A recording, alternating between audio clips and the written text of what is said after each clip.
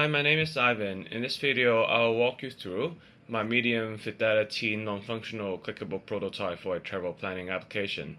The idea is a Tinder style application to discover places in a city and then turn them into an ordered itinerary. The application has two parts, exploration and planning.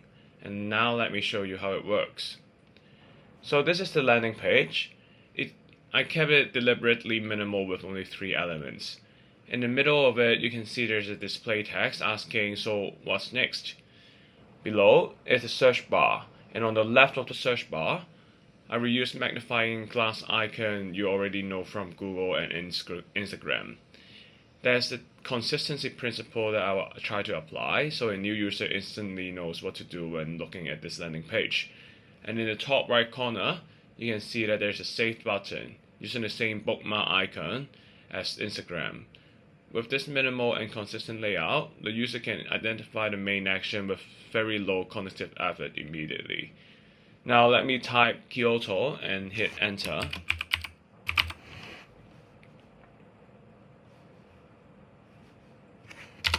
Now we are entering the exploring screen. So just now, when you first hit enter, you see that there's a short loading spinner, and that's the feedback. We are trying to tell the user the system is fetching things to do in the background, and when you switch to this screen, the user already know that the fetching has been completed. Now the attraction appears one at a time as a card, just like Tinder. I can swipe right, so that we can save a place to my trip, or we can swipe left to reject it. So say this is the first stop, I like it, so I swipe right. Now this is the second spot, I don't really like it, it's not for me, so I swipe left. Now for the third and fourth option that we are trying to do, other than swiping, we can also click the yes or no button to save or reject those attractions. So by showing one card and one simple yes or no choice at a time, adding stop in this trip stays effortless. Now I'll tap the save button at the top right corner so that we can look at the trip that we have so far. Now here we have entered the save trip screen.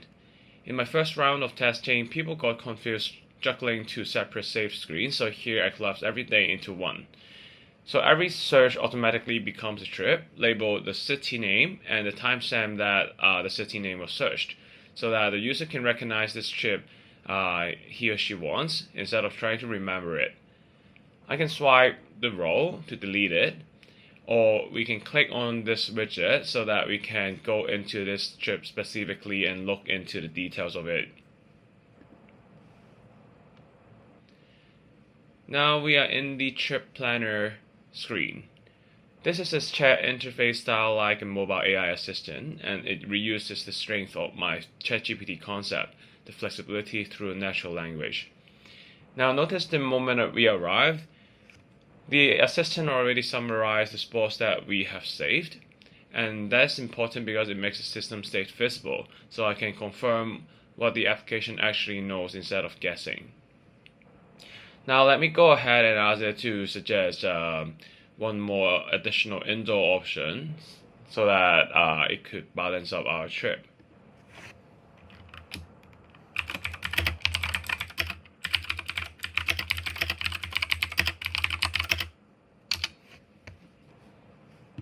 Now as you can see, after I talked to the LLM assistant and I said, oh, I need an indoor option, the LLM assistant looked into the database that it has, and it can render some of the different options that's available to meet my request.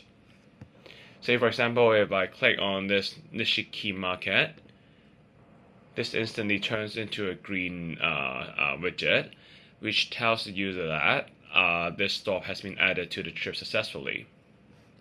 Now, if we have already added enough spots or attraction to a trip, we can go to the Generate Itineraries tab on the top right corner so that we can use this application to plan out an ordered itinerary.